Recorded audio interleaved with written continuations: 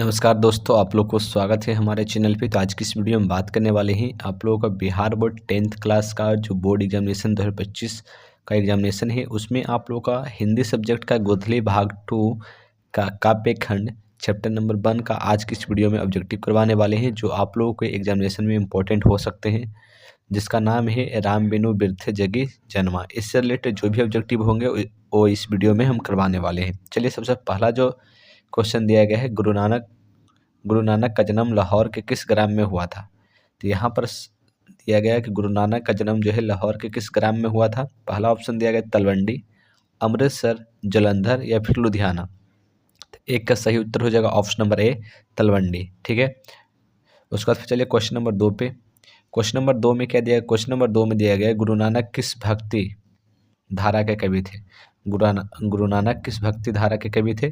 तो यहाँ पर पहला ऑप्शन दिया गया सगुन भक्ति धारा के, निर्गुण भक्ति धारा के, सूफी भक्ति धारा के या फिर कृष्ण भक्ति धारा के। तो 2 नंबर का सही उत्तर हो जाएगा ऑप्शन नंबर बी, निर्गुण भक्ति धारा के कवि थे। चलिए क्वेश्चन नंबर 3 पे।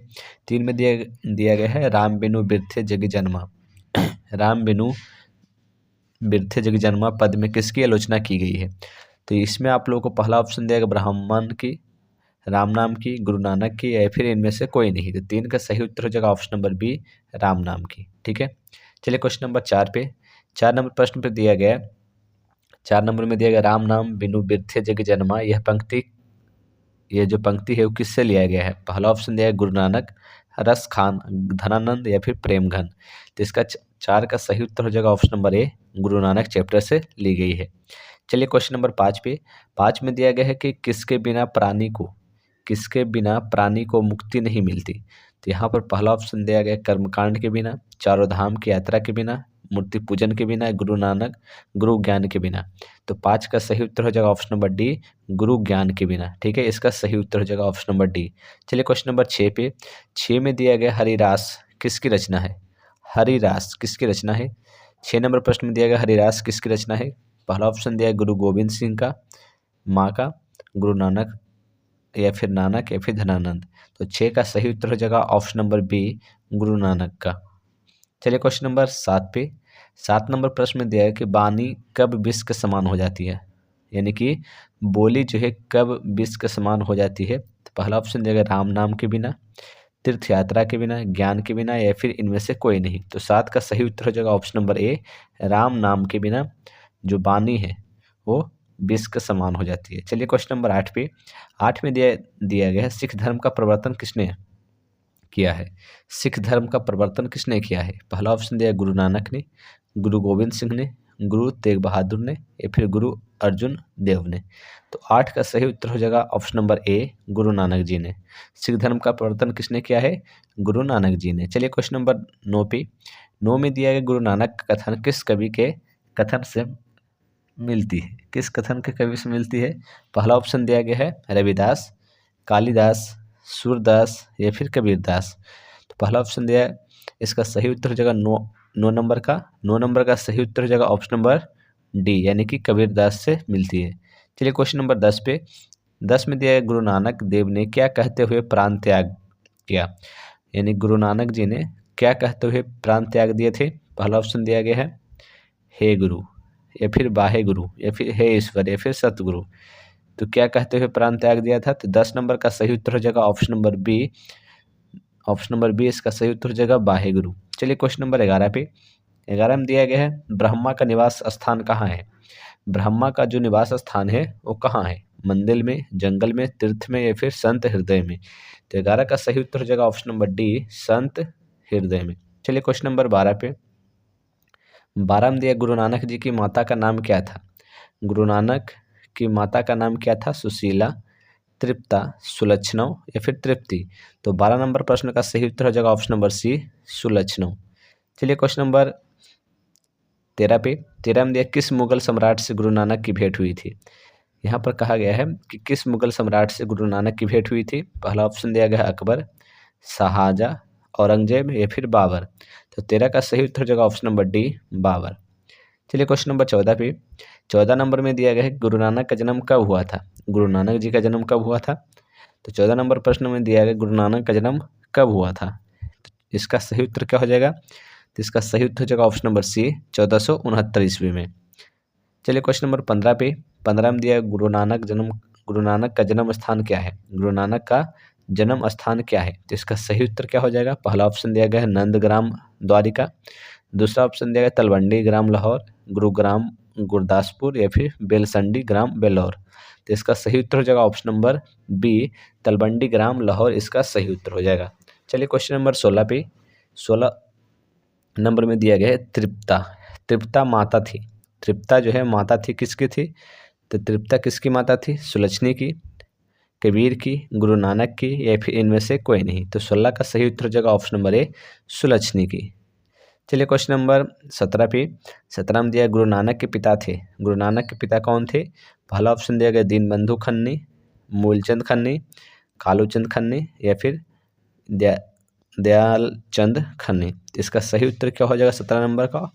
इसका सही उत्तर हो जाएगा ऑप्शन नंबर सी कालूचंद। चलिए क्वेश्चन नंबर 18 पे, 18 में दिया गया है कि गुरु नानक की रचना किसने किया? गुरु नानक की रचना क्या है? तो जो गुरु नानक की रचना है वो क्या क्या है?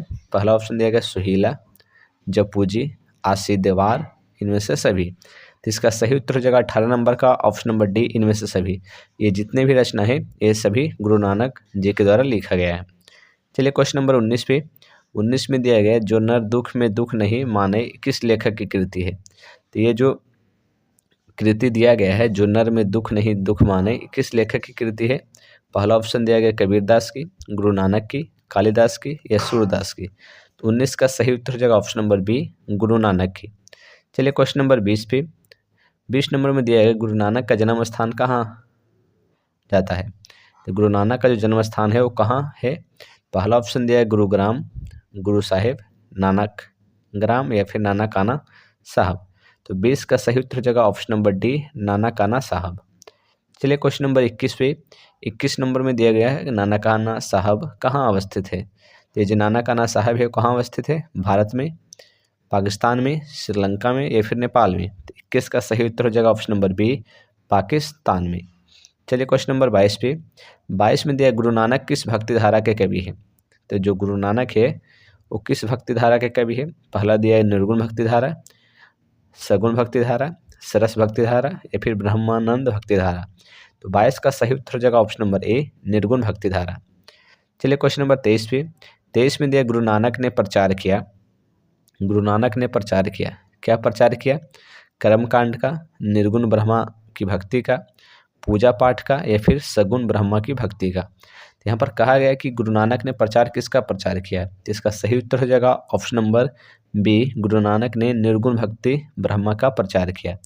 चलिए क्वेश्चन नंबर 24 पे, 24 नंबर में दिया गया कि आशा दीवार किसकी रचना है? ये जो कृति है किसकी रचना है ये पूछा गया है। तो पहला ऑप्शन दिया गुरु गोविंद सिंह जी की, अर्जुन देव की, तेग बहादुर की या फिर गुरु नानक की। तो 24 का सही उत्तर हो जाएगा option number D Guru Nanak की रचना है। चलिए क्वेश्चन नंबर 25 में, 25 में दिया है गुरु नानक के पिताजी का नाम क्या था? गुरु नानक के पिताजी का क्या नाम था? पहला ऑप्शन दिया गया है गुरु तेग बहादुर, गुरु अर्जुन देव, कालूचंद खत्री या फिर लालचंद खत्री। तो 25 का सही उत्तर हो जाएगा option number C Kaluchand Khatri. चलिए क्वेश्चन नंबर 26 पे, 26 नंबर में दिया गया सुलक्षणी कौन थी? सुलक्षणी कौन थी ये आप लोगों को पूछा गया। गुरु नानक की बहन, गुरु नानक की माँ, गुरु नानक की मौसी या फिर गुरु नानक की पत्नी। तो इसका सही उत्तर क्या हो जाएगा 26 का? 26 का सही उत्तर हो जाएगा, इसका सही उत्तर हो जाएगा 26 नंबर का ऑप्शन नंबर डी इसका सही उत्तर है। चलिए क्वेश्चन नंबर 27 पे, 27 में दिया गया है गुरु नानक के पद किस भाषा में रचित है?